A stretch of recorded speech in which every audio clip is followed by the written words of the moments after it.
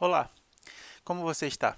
Hoje voltamos com a atividade da nossa disciplina de Genética e Evolução com nossa aula de número 21, que vai tratar sobre o último conteúdo de novembro, o último conteúdo do nosso mapa conceitual, que é especiação e extinção. Nós vamos utilizar um material didático de ecologia das populações disponibilizado pelo Dr. Harold Gordon Fowler, tá? Ele está disponível nesse site aqui, tá no slide de share, se vocês quiserem dar uma baixada para utilizá-los como roteiro de estudos ou alguma averiguação. Tudo bem? A gente já viu durante os conteúdos de evolução duas teorias principais a respeito de como surgiu a diversidade de espécies na nossa biosfera. A teoria selecionista proposta por Charles Darwin e Wallace e a teoria neutralista proposta por Moto. Na primeira teoria, na teoria selecionista, sugere-se que a seleção natural é a principal força de diferenciação entre os seres vivos na nossa biosfera, enquanto que a teoria neutralista proposta por Moto diz que a seleção natural é importante, mas ela não é o principal fenômeno de separação entre os indivíduos. A adaptação à evolução ela pode ocorrer mesmo em situações sem pressão de seleção. Então as duas teorias estão postas para que vocês possam analisá-las e observá-las de acordo com o seu olhar a respeito de qual é a que está mais adequada ao seu pensamento. O que é comum é que nós estamos encaminhando, um pensamento comum é que nós estamos caminhando por uma teoria unificada, onde selecionistas e neutralistas contribuem para a produção de uma teoria que vai explicar perfeitamente a evolução em situações tanto de seleção natural quanto por deriva genética. Tudo bem? O fruto dessas duas teorias é a diversidade das espécies, como que um indivíduo ancestral ele se modifica com o tempo, se adapta com o tempo ou evolui com o tempo até gerar novas espécies. Um processo que a gente chama de especiação, a formação de novas espécies. Durante esse processo de especiação, também é possível o acontecimento do fenômeno de extinção. Na aula de hoje, nós vamos utilizar o material do professor Harold para trabalhar especiação. Nós trabalharemos extinção na aula de sexta-feira. Tudo bem? Então, para a origem das espécies, nós temos diversas teorias, das quais nós trabalhamos principalmente com a teoria selecionista e a teoria neutralista. De acordo com um calendário do universo de Carl Sanger, o professor traz para a gente um calendário que foi proposto por um físico teórico chamado Carl Sanger. E ele faz, para abordar como nós somos uma espécie relativamente nova no nosso planeta, no universo, o que ele sugere? Ele sugere que todos os anos de constituição do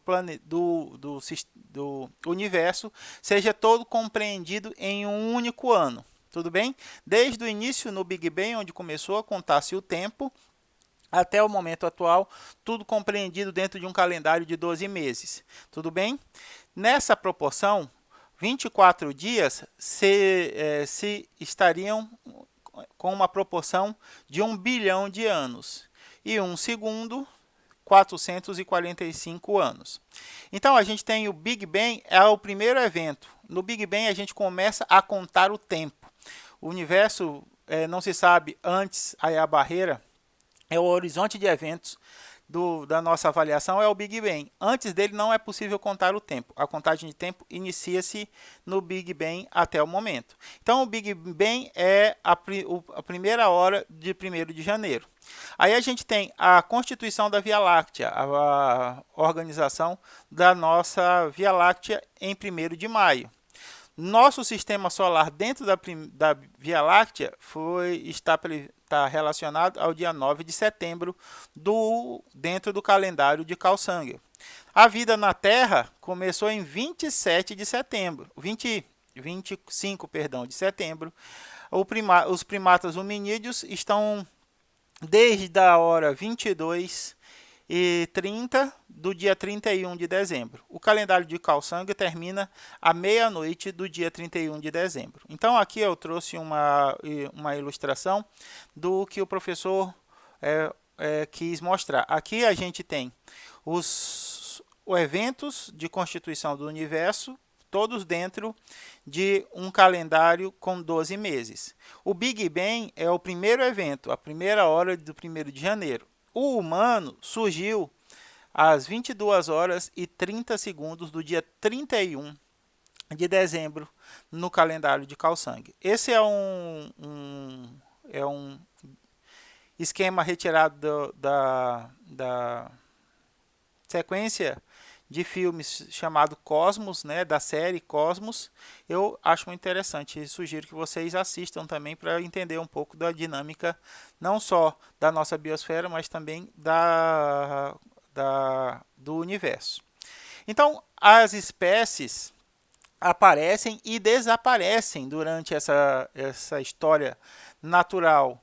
Então, é proposto, a partir dos registros fósseis, que 99% das espécies que já existiram agora estão extintas. Então, toda a nossa biodiversidade, toda a nossa gama de organizações de seres vivos representam apenas 1% do total de organismos que já existiram.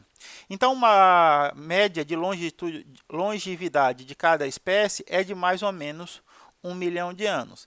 Nós, seres humanos, também estamos incluídos nessa média aproximada de 1 milhão de anos. Tudo bem? Então, nossa progressão de sobrevivência também, por enquanto, está estimada dentro desse período de 1 milhão de anos. Né? Graças à nossa inconsequência, talvez esse período possa ser reduzido, ou graças à nossa modificação de hábitos, esse período pode ser estendido.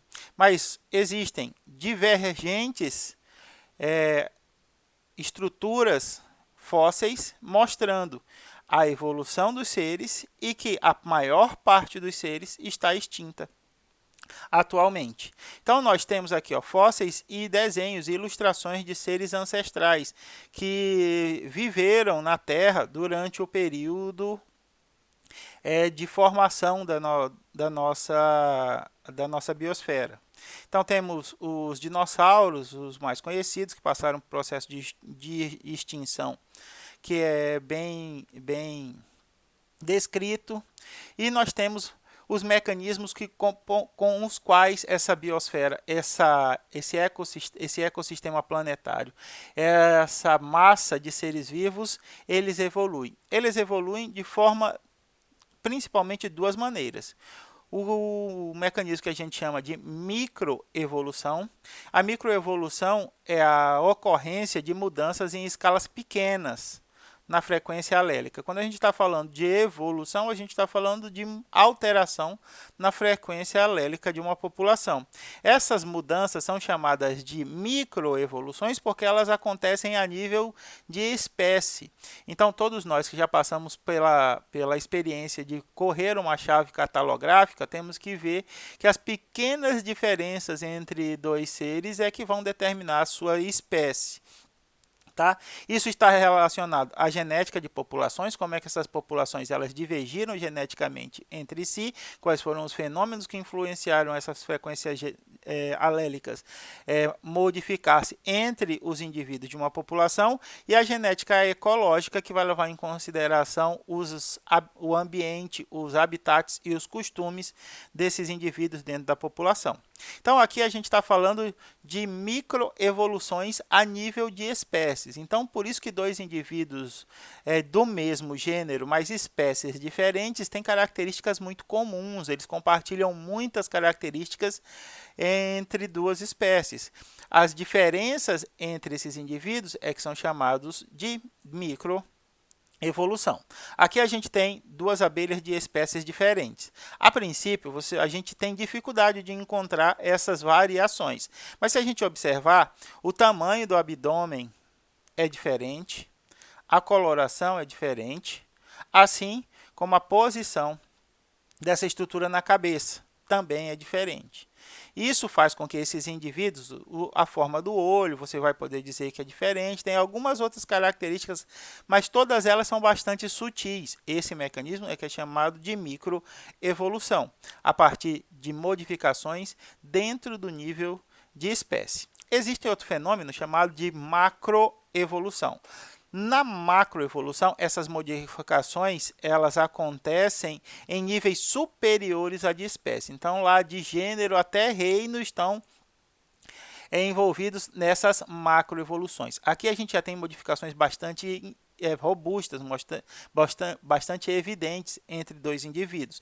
Todas essas características são consideradas macroevolução. Para a avaliação da macroevolução, a gente tem que levar em consideração alguns estudos da paleontologia que nos mostram como esses seres eram anteriormente e como eles vieram se modificando até o tempo atual. A biologia do desenvolvimento também, como é que esses indivíduos foram se modificando com o tempo, modificações fisiológicas e morfológicas, e a genômica comparativa, mostrando como o DNA desses indivíduos está influenciando nessas modificações genéticas ou nessas modificações fisiológicas e morfológicas. Então aqui, ó, fora da espécie, tá? Melhor dizer assim, gênero, família, ordem, classe, filo e reino, tudo isso daqui, todas essas modificações dos indivíduos dentro desses grandes grupos de classificação são chamados de macroevoluções.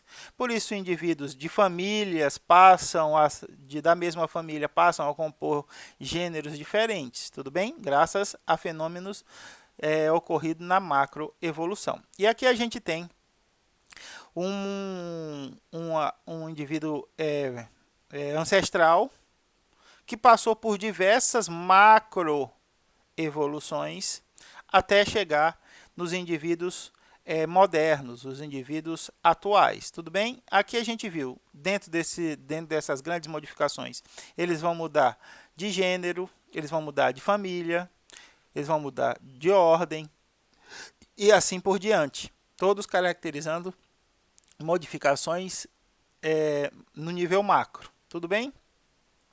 Quanto essa diversidade genética, ela não acontece isoladamente. Na verdade, ela é um fluxo, uma forma contínua. Então, a gente começa com a microevolução, promovendo inicialmente pequenas modificações.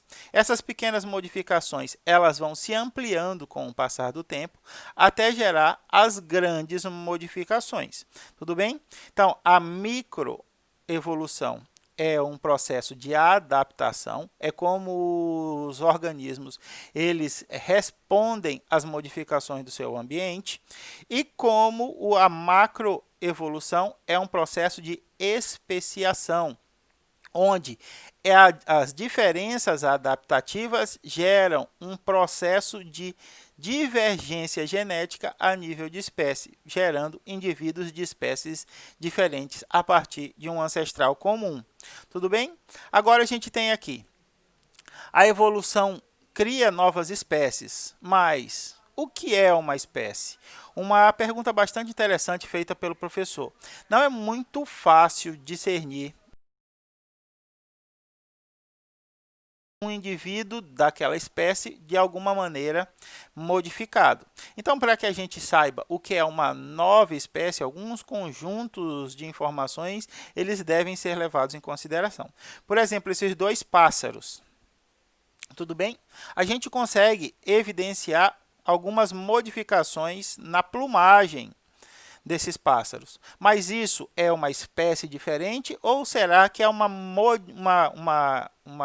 expressão fenotípica de alimentação, por exemplo, desses pássaros? Como é que a gente vai discernir o que é uma espécie nova? Existem algumas discussões. Alguns geneticistas na década de 80 propuseram que todo ser humano que tivesse mutações no seu material genético deveria ser classificado de alguma maneira em uma espécie diferente, enquanto que outros julgavam que não, que para que se uma nova espécie seja proposta de Homo sapiens, a gente vai ver a evolução do Homo sapiens nas aulas de dezembro, Um conjunto maior de características deveria estar presente além apenas das modificações no genoma. Então, para que a gente saiba quais são as organizações para a determinação de uma nova espécie, nós temos que entender como é que esse processo de especiação acontece. Então, especiação é o processo pelo qual uma nova espécie é formada. Então, existe um ancestral comum, esse ancestral comum passa por modificações, gerando um novo indivíduo. Tudo bem? Ou novos indivíduos. Esse novo indivíduo não pode mais ser comparado ou não pode ser mais igualado ao seu ancestral comum devido ao acúmulo de diversas divergências, diversas modificações. Por isso, ele é classificado como uma nova espécie. Então, aqui a especiação é um processo evolutivo que produz uma riqueza de espécies na Terra. A nossa riqueza, a nossa biodiversidade é devido a processos de especiação. Mais de 1,5 milhões de espécies descritas e provavelmente existem mais milhões de espécies ainda a serem identificadas. Professor Marcelo, esse mês, nos apresentou no grupo dos professores um trabalho em que eles identificaram 2 novos peixes. Não sei se vocês têm contato com o pessoal do laboratório de ictiofauna, mas eles mostraram a identificação de 2 novos peixes. Na bacia amazônica, nós vamos ter milhares de peixes que ainda não foram catalogados, animais nas florestas, insetos principalmente ainda não foram catalogados, micro-organismos ainda não identificados. Nós temos uma grande variedade de espécies que ainda não é conhecida ou não é cientificamente descrita. Tudo bem? Os processos de expiação acontecem de 2 maneiras. Especiação, eu falei, né? Ou expiação, especiação. O processo de especiação pode acontecer de 2 maneiras. A maneira que é chamada de alotrópica e a maneira que é chamada de simpátrica. Na alotrópica, existe a separação de uma população, seja por barreiras geográficas, seja por outros fenômenos climáticos, mas há separação entre 2 populações. Então, essas 2 populações, elas evoluem, elas se modificam independentemente, gerando novas espécies devido a essa separação física entre esses 2 indivíduos.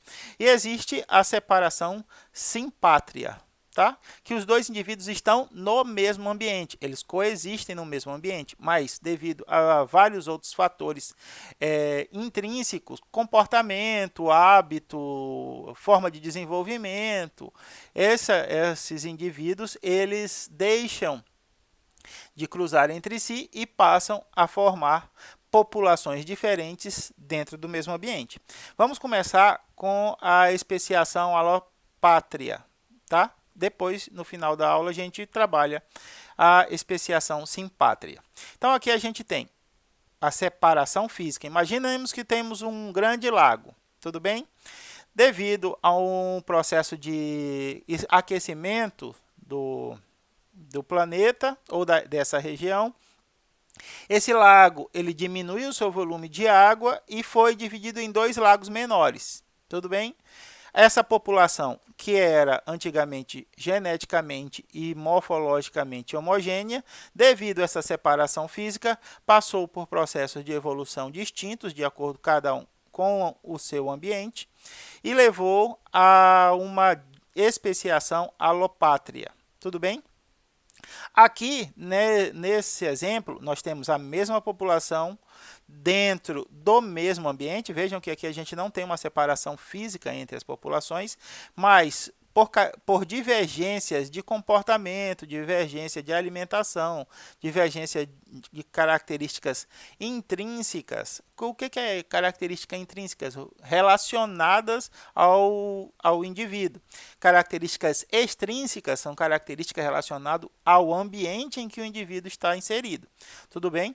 Então, por características intrínsecas, esses indivíduos eles se modificam em 2 populações dentro do mesmo ambiente. Digamos que esses peixes aqui, eles aprenderam a se alimentar de uma fonte que não é comum para esses outros peixes, devido a essa diferença na alimentação, devido a essa diferença no comportamento alimentar desses dois indivíduos, houve uma especiação simpátria. Tudo bem? Deixa eu só ver se está tudo certinho aqui, se minha fotinha está funcionando, se o áudio está gravando, tudo certo até o momento, e vamos continuar.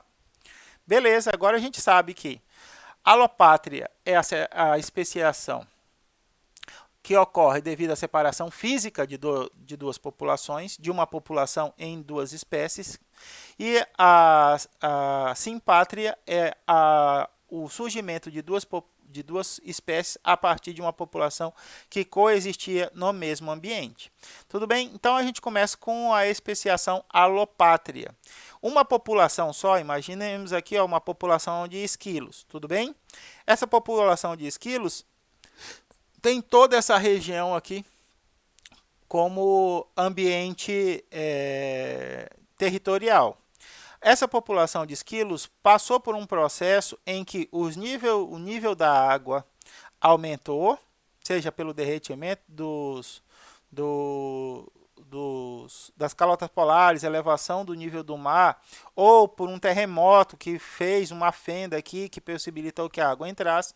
O que aconteceu foi um evento geográfico que isolou esses dois ambientes a partir de um corpo d'água. Uma população fica dividida por uma barreira em subpopulações. Então, um grupo de esquilos ficou na ilha número 1, enquanto que outro grupo de esquilos ficou na ilha número 2. Tá? Por isso é que existem, de acordo com a especiação alopátria, a origem das espécies. A chave da especiação é o isolamento reprodutivo entre populações.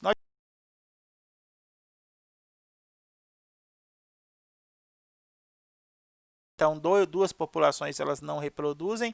Então, nós aqui da região norte e os habitantes da região sul. Então, a gente viaja para o sul, eles viajam para o norte, nós temos esse ambiente, esse contato, mas geralmente nós estamos separados, e isso impede a nossa reprodução, tudo bem? É o que acontece aqui também entre esses dois indivíduos. Então aqui eu tinha uma espécie de sapo com a cor original. A distribuição original da população estava em um determinado ambiente, um determinado território. Houve uma separação desse território e a população original foi subdividida em duas populações, população número 1 e população número 2.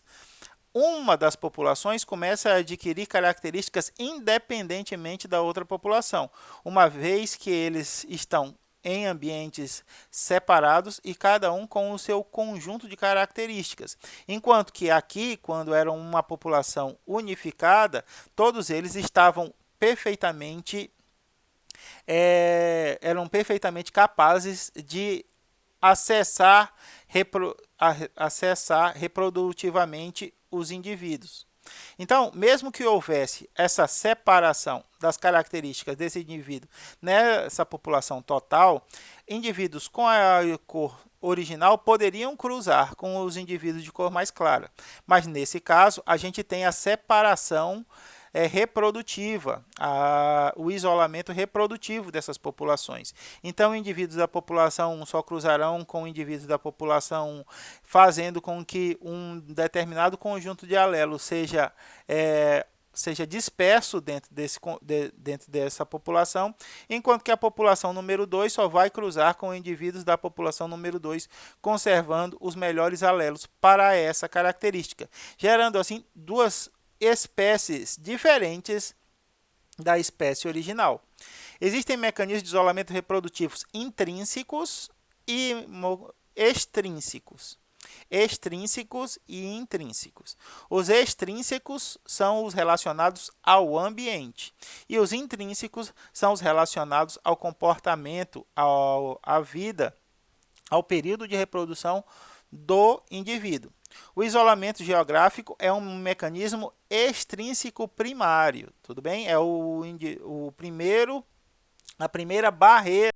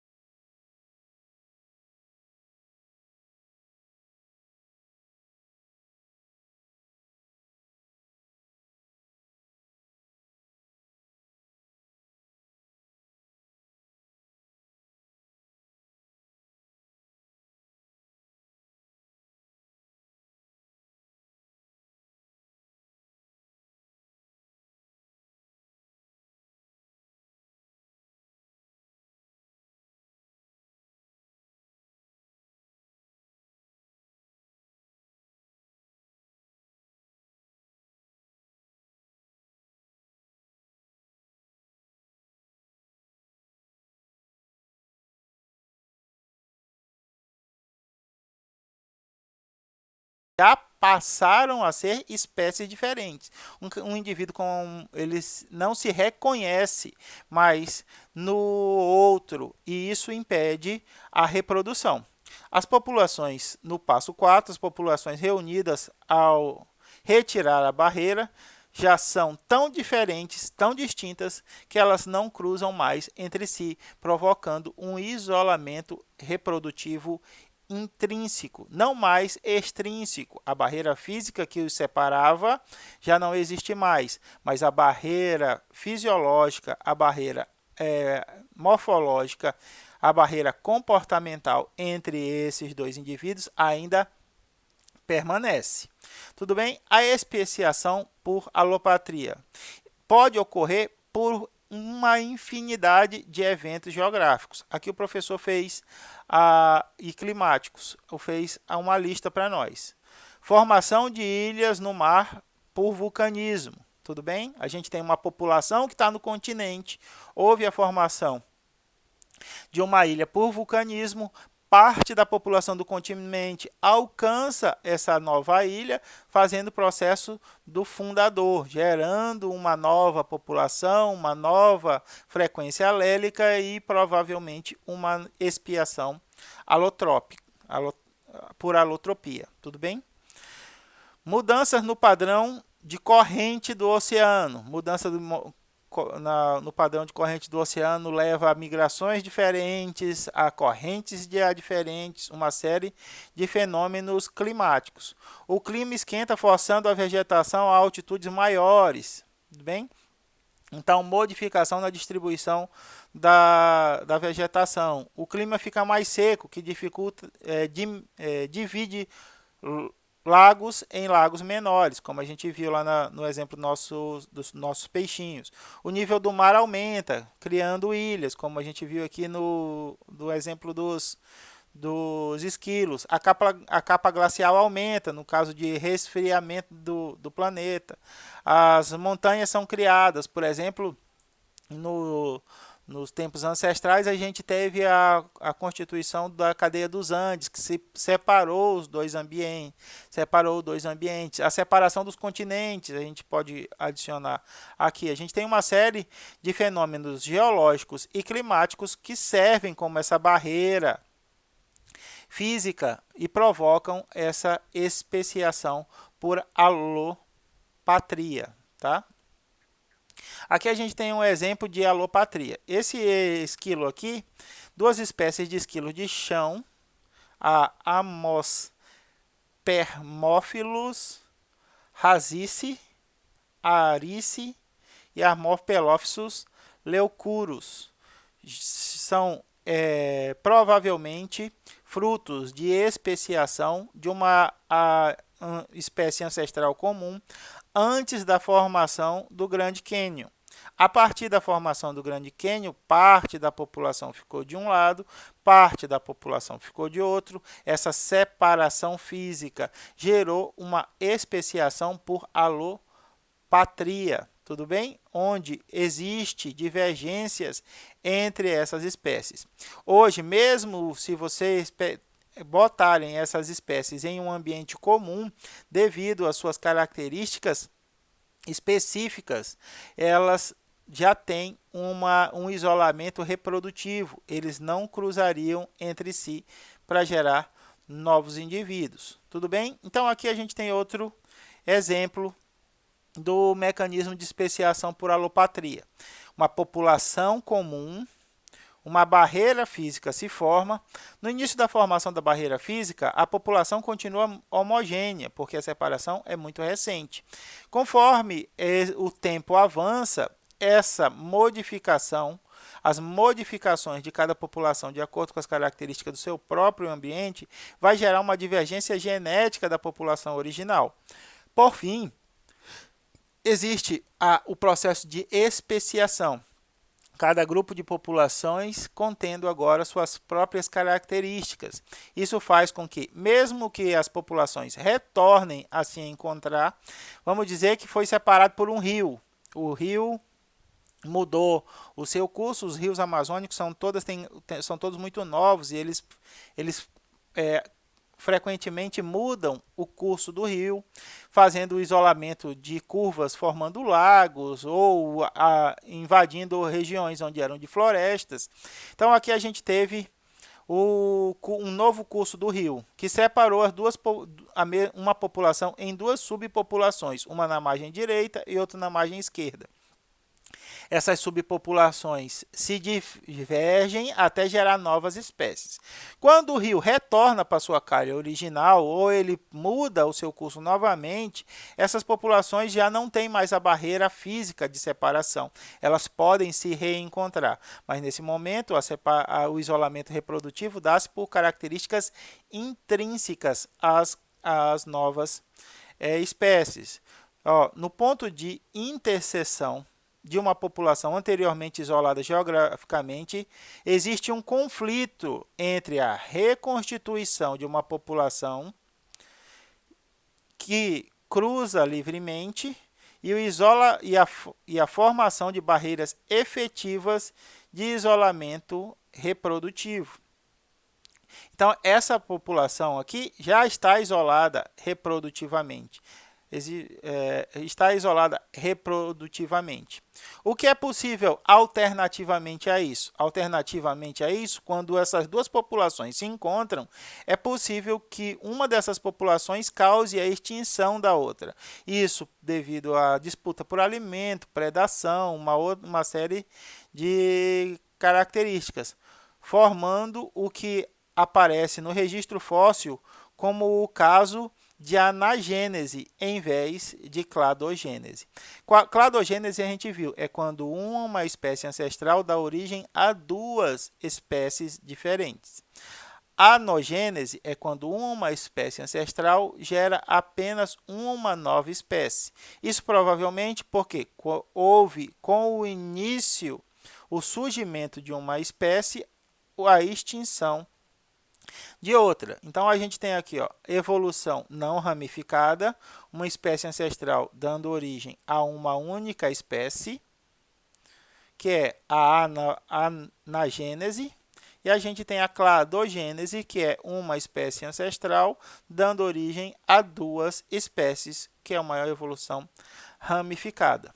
Tudo bem? O processo de expiação por alopatria acontece da seguinte maneira. A gente tem duas populações, a população ancestral C e a população ancestral D. Tudo bem? Aqui, a grande parte da população estava vivendo em um determinado ambiente e pequena parte dessa população ancestral se muda para um novo ambiente, gerando modificações suficientes para ser se divergir geneticamente e morfologicamente da população ancestral, resultando na população C e na população D.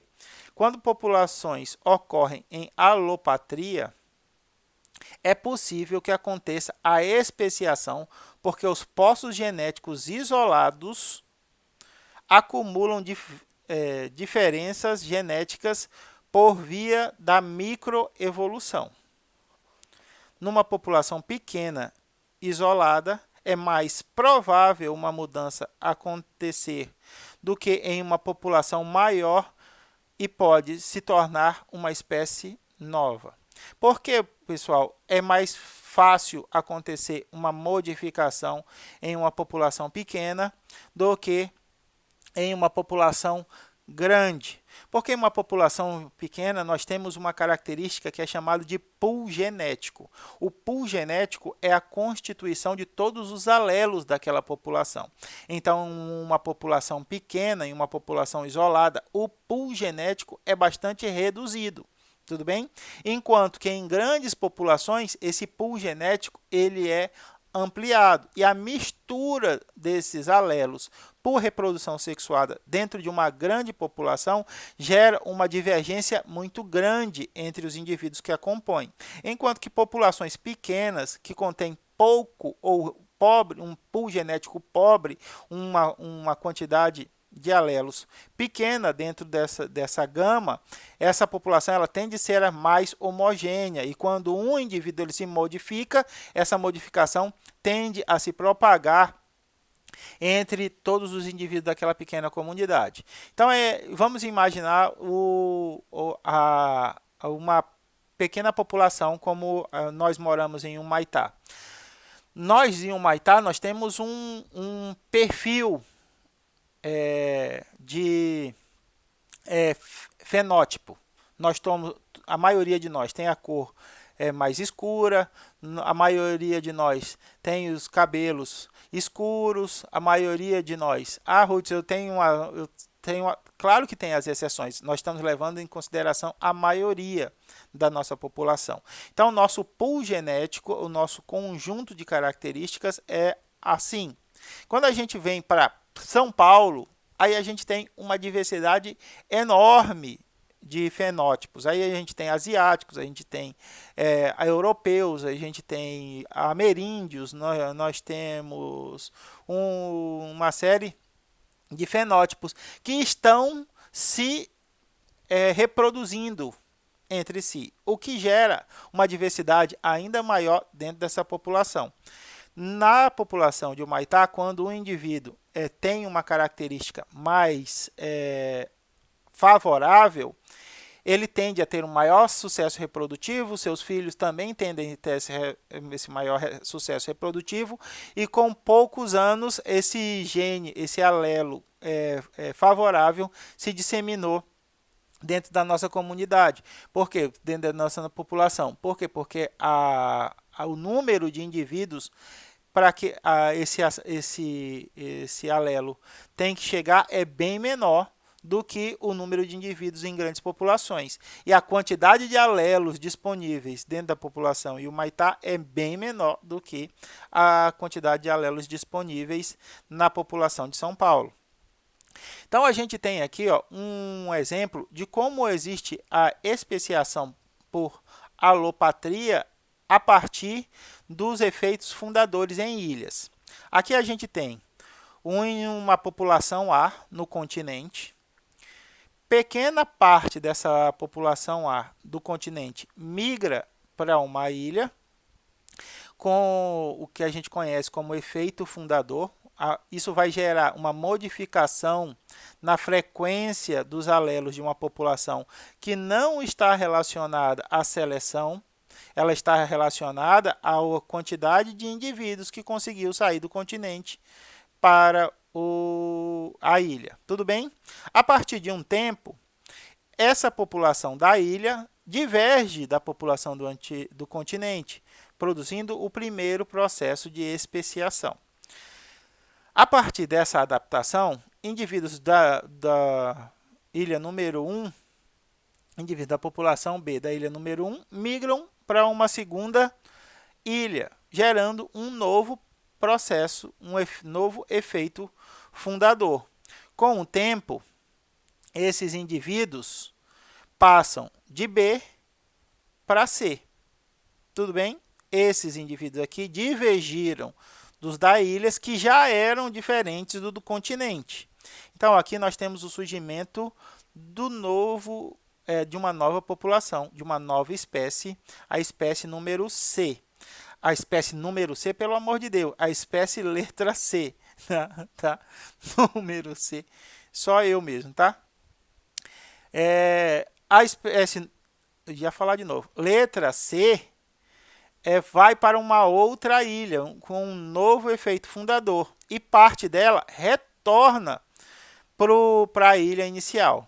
Nesse momento aqui, tem-se a oportunidade de voltar ao cruzamento, ou esses indivíduos a ter cruzamento, ou esses indivíduos aqui já estão isolados reprodutivamente devido à separação das espécies. Tudo bem? Novamente, como ocorreu um novo efeito fundador, existiu uma nova população, a nova população de letra D. Tudo bem? A população de letra D pode voltar para a ilha da onde seus ancestrais se originaram, ou ela pode alcançar a primeira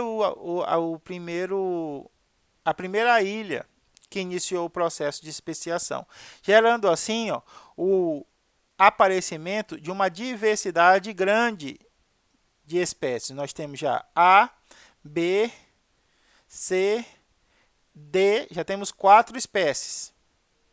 A partir da relação desse indivíduo com a separação dos indivíduos da espécie D em relação aos seus ancestrais, há uma nova separação, gerando os indivíduos da espécie E. Então, a partir desse processo, nós produzimos 4 novas espécies. A espécie A é a espécie ancestral, a espécie que já existia no continente.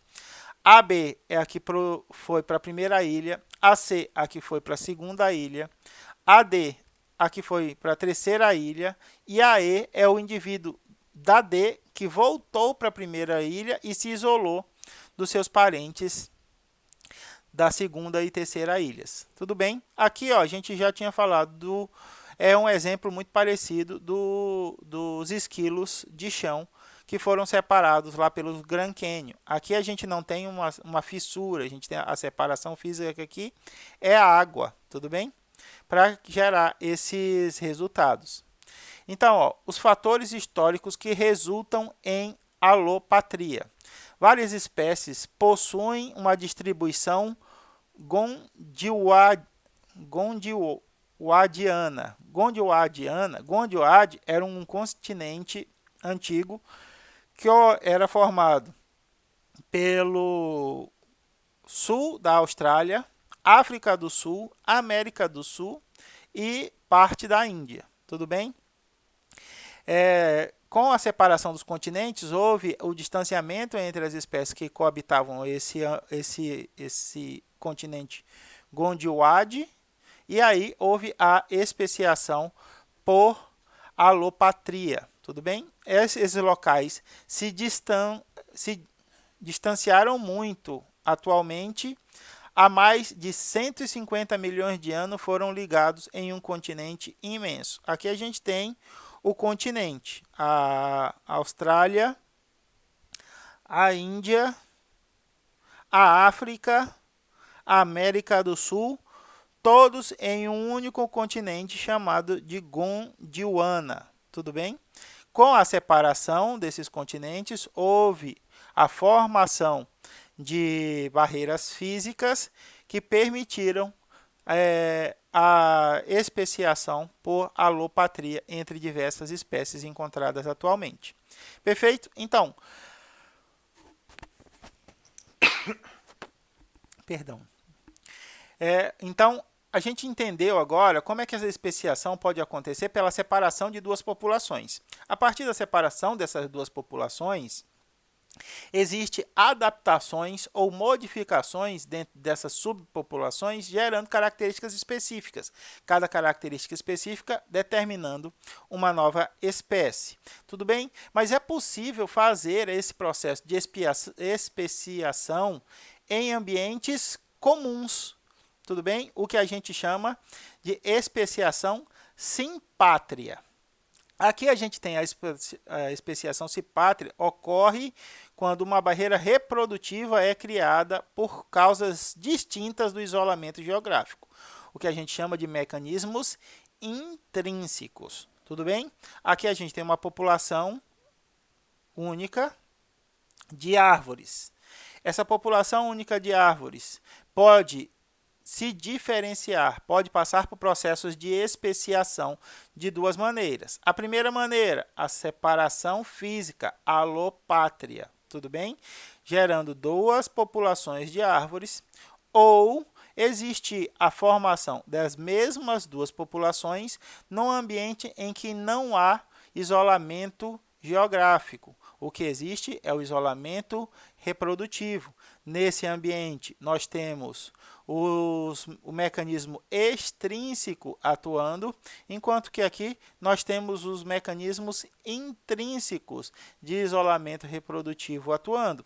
Especiação por alopatria, separação geográfica, especiação por simpatria, isolamento reprodutivo por fenômenos intrínsecos. Tudo bem?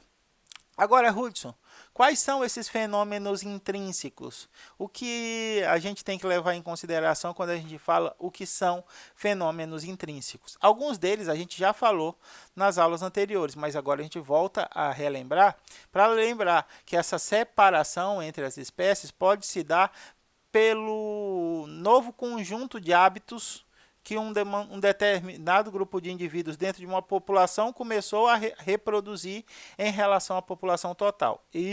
Essa modificação de hábitos ou fisiológicas vai gerar uma separação na forma de evolução, o que vai gerar a especiação. Então, aqui a gente tem vários mecanismos de isolamento reprodutivo. Intrínseco puxam a especiação. Isolamento ecológico. Se os indivíduos vivem no mesmo habitat, eles não podem cruzar se não entrarem em contato. Tudo bem? Então, aqui a gente tem um besouro que tem hábitos no solo, enquanto outro besouro é arborícola. Tudo bem?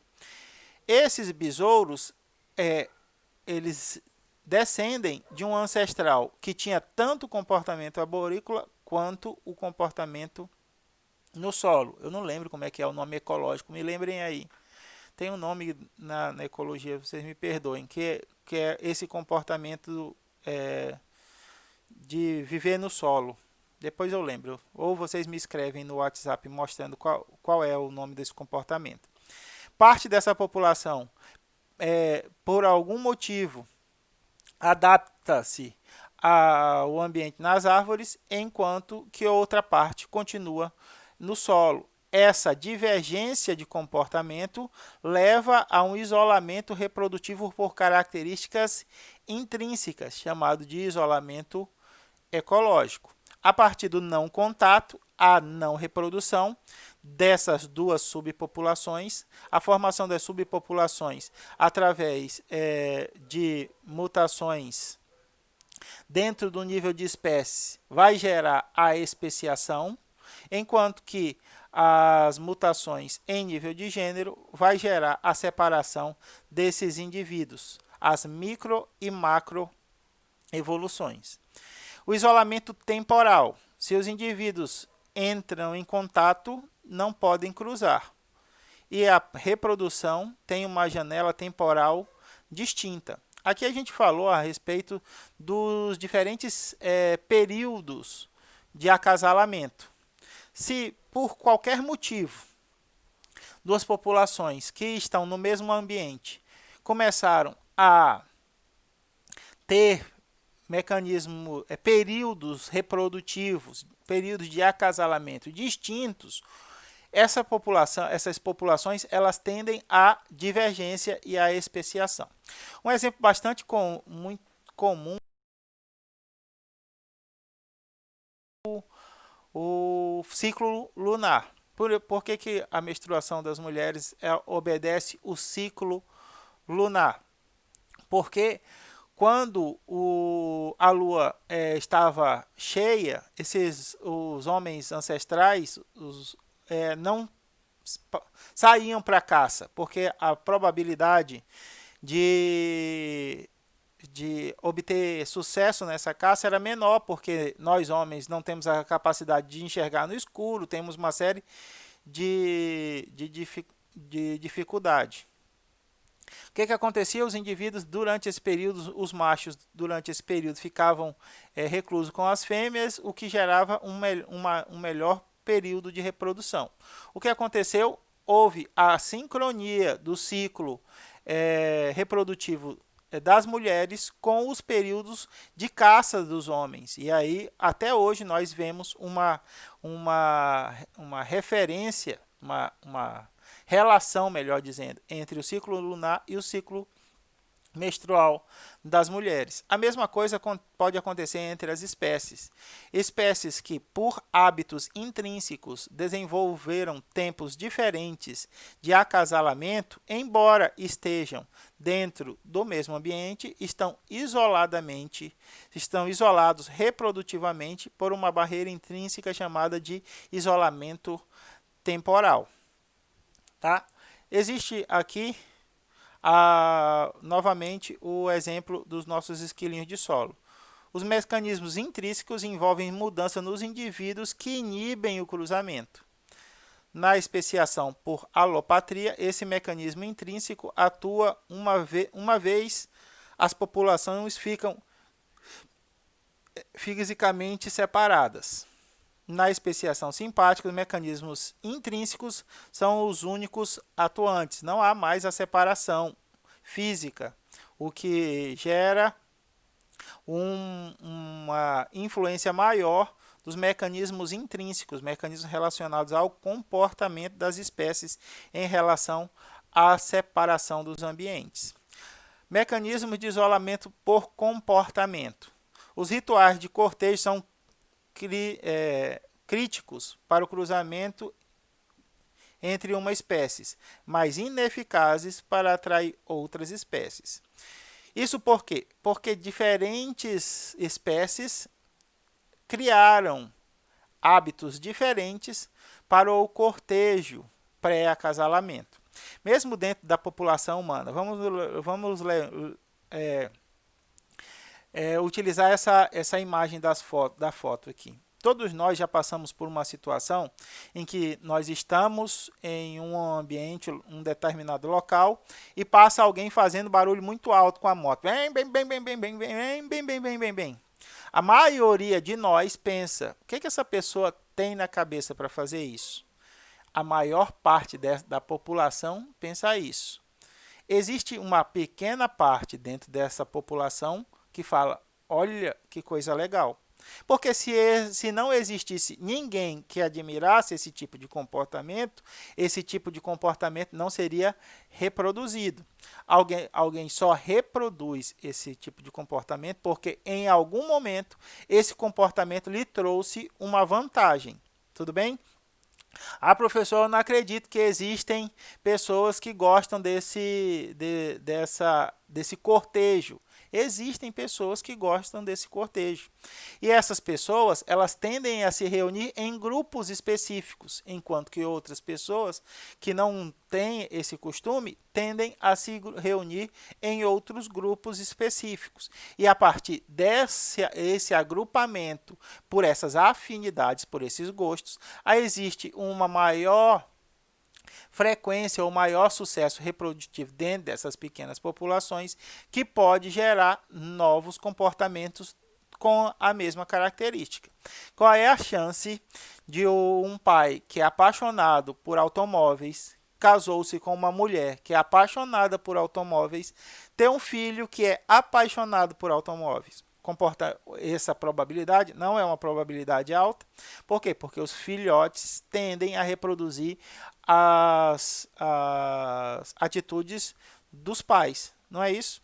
Então, esse tipo de comportamento, para algumas pessoas é atraente, para outras pessoas não é atraente. Tudo bem? Então, isso vai gerar uma forma de separação entre o cortejo. Para um grupo de indivíduos, esse tipo de cortejo fazendo barulho alto, seja com carro, seja com moto, é extremamente desagradável e aí esses indivíduos tendem a se afastar do cortejador ou da cortejadora, enquanto que para outro grupo esse cortejo é extremamente agradável, o que faz com que eles tendam a se aproximar. Essa diferença de comportamento vai determinar qual é a sua capacidade, a sua probabilidade reprodutiva, o seu sucesso reprodutivo dentro de uma população.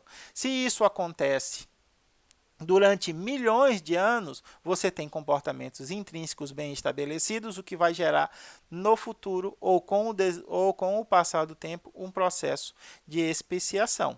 Tudo bem? Então aqui nós temos esse tipo de gaivota aqui, que tem essa dança de acasalamento. Tudo bem? Ah, professor, esses animais são muito estranhos. Vocês já se viram dançando no sertanejo universitário? Como é que eles podem olhar para nós e falar, meu Deus, como é que esse bicho bípede aí é estranho? Olha como eles fazem o cortejo deles. Então, a gente tem uma série de características que são locais, que são temporais e que podem estabelecer separações intrínsecas dentro de uma população. Existe o isolamento mecânico, nós já falamos de isolamento mecânico antes. Ainda que se atraiam, não podem copular se não são compatíveis fisicamente. Se uma borboleta é muito grande em relação à outra, são incompatíveis mecanicamente. Então, o isolamento reprodutivo dá-se pelo isolamento mecânico. E a gente tem o isolamento gamético. Ainda que sejam compatíveis fisicamente, um embrião não formará se o ovo e o esperma não juntam apropriadamente. A gente viu, quando a gente estudou genética, que diferentes espécies têm diferentes conjuntos de cromossomos. Nós, humanos, temos 23 pares. Os cachorros têm 52. O 52 pares. O arroz tem 90 e tantos pares de cromossomos. Então, cada espécie tem um conjunto específico de cromossomos. E o isolamento gamético apesar da estrutura física poder permitir a cópula, a incompatibilidade entre as características genéticas dos gametas impede a formação de um embrião. O embrião não formará se o ovo e o esperma não juntam apropriadamente. Tá? Não se juntam apropriadamente. A gente tem a não fertilidade híbrida. Quando existe essa possibilidade mecânica de cópula, quando os gametas eles são ligeiramente diferentes, existe a formação do híbrido. Então, a gente vê as mulas como esse híbrido. Primeiro, a chance grande desses indivíduos não se desenvolverem, não sobreviverem devido à incompatibilidade genética. Mas existem casos em que o indivíduo se desenvolve perfeitamente, mas ele não se reproduz devido a deficiências na formação dos seus órgãos reprodutivos, devido à incompatibilidade gênica dos seus portadores. Tudo bem? É o caso da infertilidade híbrida. Há o cruzamento entre espécies diferentes, a formação do zigoto, ao desenvolvimento de um animal viável, mas esse animal viável é infértil, ele é estéril. Tudo bem? Beleza, Ruth. Agora eu sei como é que isso pode acontecer. Pode acontecer especiação alopátria, devido à separação de uma população ancestral em duas populações por uma característica geográfica ou climática, que é chamada de característica intrínseca ou mecanismo intrínseco, ou ela pode acontecer a especiação por um fenômeno chamado simpátria, onde há divergência entre duas populações, gerando as espécies, mas dentro do mesmo ambiente, devido a diferentes características intrínsecas, características de comportamento ou fisiologia do indivíduo. Tudo bem? Beleza. Agora, as taxas de evolução entre as espécies, intrínseca ou extrinsecamente, elas variam com o tempo ou essa taxa ela é constante? A gente tem variações no período, na forma, no tempo em especiação de indivíduos para indivíduos. Quanto menos exigente é o indivíduo em relação ao seu ambiente, menor é a sua taxa de evolução. Quanto mais exigente é o indivíduo em relação ao seu ambiente, maior sua taxa de evolução. Como assim, Hudson? Imaginemos aqui essas duas espécies. Uma taxa devagar de especiação é verificada pelo Limmus polyphemus. Esse indivíduo aqui, 13 espécies existentes e uma espécie fóssil de 300 milhões de anos. Tudo bem? Então, a gente tem 14, em 300 milhões de anos, nós temos 14 espécies do gênero Limulus. Tudo bem? Um exemplo de especiação rápida é evidenciada na Geopsiane, nas Ilhas Galápagos, que diversificaram para formar 13 espécies nos últimos 100 mil anos. Tá? 300 milhões, 14 espécies, 13 espécies em 100 milhões de anos. 300 milhões, 14 espécies, 13 espécies, 100 milhões de anos. Isso por quê? Porque esses indivíduos aqui, eles são muito pouco exigentes em relação ao seu ambiente. Como assim, Hudson? Eles conseguem sobreviver em diferentes temperaturas de água, eles conseguem sobreviver a diferentes graus de salinidade, eles conseguem sobreviver com diferentes fontes de alimentos, eles conseguem sobreviver com diferentes níveis de água, tudo bem? Essa pouca exigência ao ambiente faz com que eles sejam extremamente resistentes à modificação do ambiente em que eles estão inseridos. Enquanto que indivíduos muito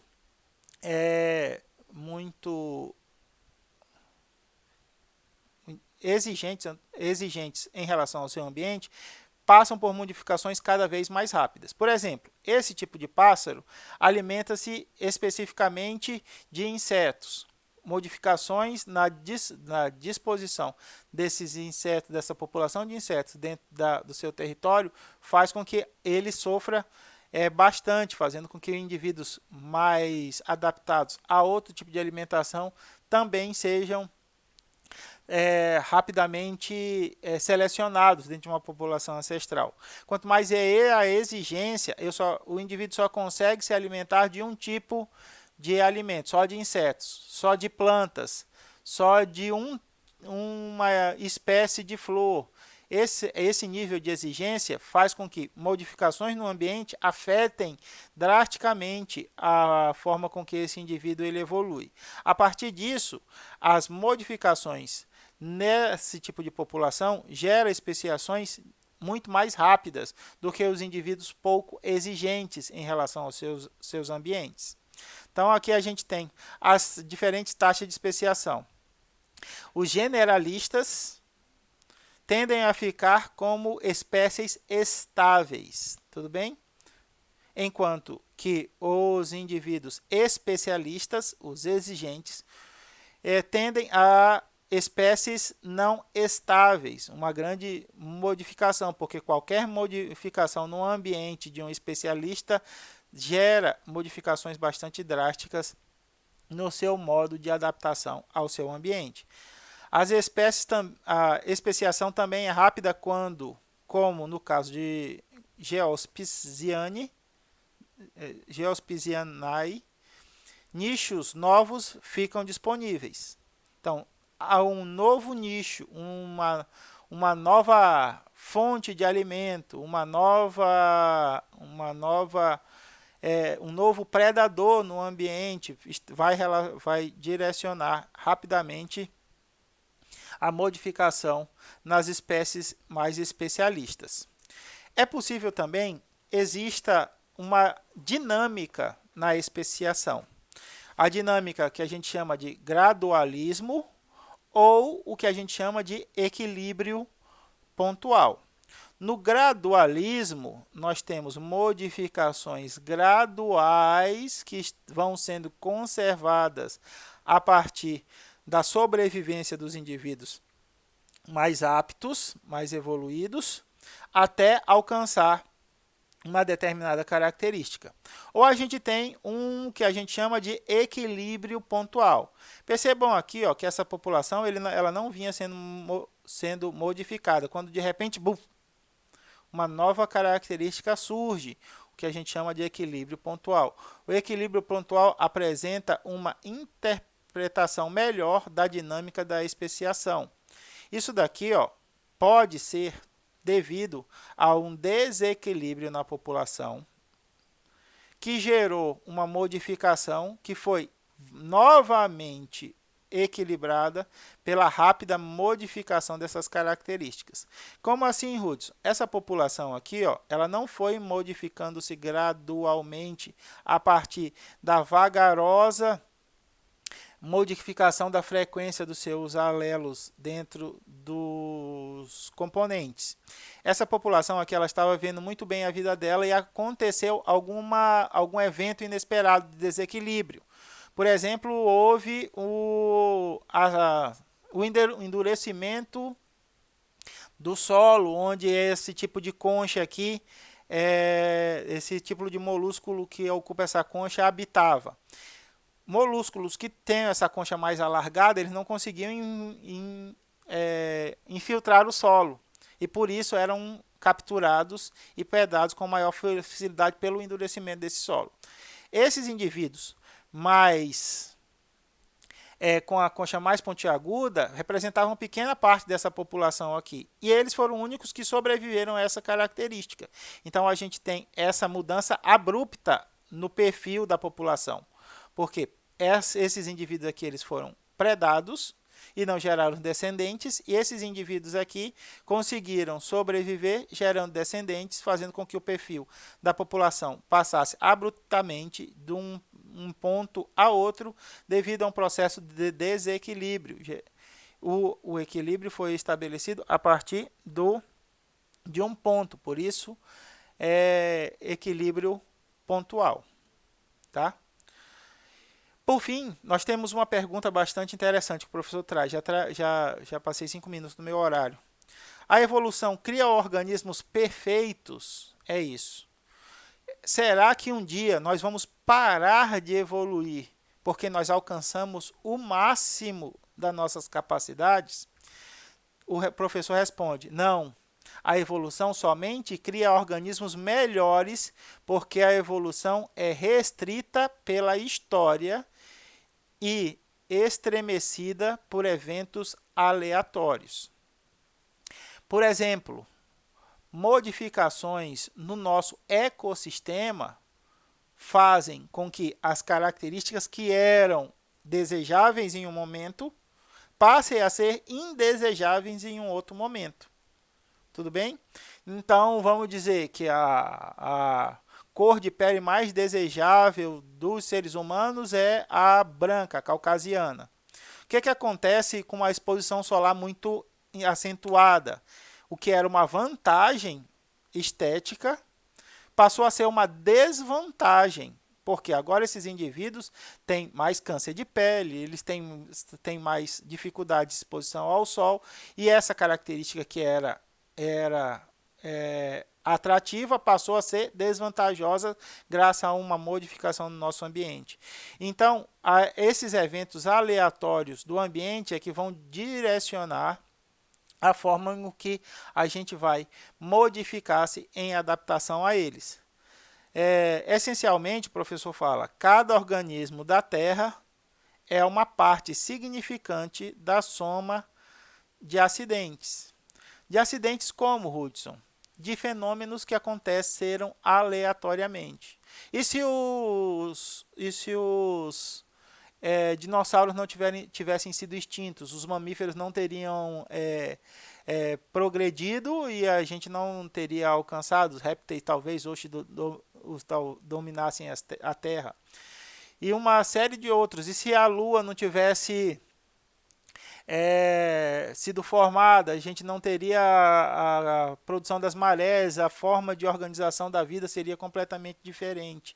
E se a nossa atmosfera fosse menos densa, ou se ela fosse mais densa, a forma de organização da nossa vida seria diferente. Então, o que nós somos hoje está relacionado a eventos que são aleatórios, que não são coordenados por nós, como a organização planetária. Ruth, o nosso ecossistema pode ser organizado pela gente. Nós podemos influenciar pouco na forma do nosso clima. A gente pode minimizar o impacto que a gente produz, mas sempre vai existir temporadas de esfriamento e temporadas de aquecimento naturais dentro do nosso planeta. O nosso Sol ele tende a se expandir para formar uma estrela gigante vermelha e vai engolir a Terra. A gente não tem como evitar que isso aconteça ainda, né? Não sei se daqui até lá alguns milhões de anos a gente tenha, mas ainda a gente não tem como isso acontecer. Conforme ele vá se aproximando, nossa atmosfera vai ficar mais quente. Quem conseguir se adaptar a essa atmosfera mais quente vai ter uma maior taxa de sobrevivência e de reprodução. Quem não conseguir se adaptar vai morrer. Tudo bem? Então, nós da região norte já temos uma vantagem, porque a gente já vive numa temperatura bastante elevada.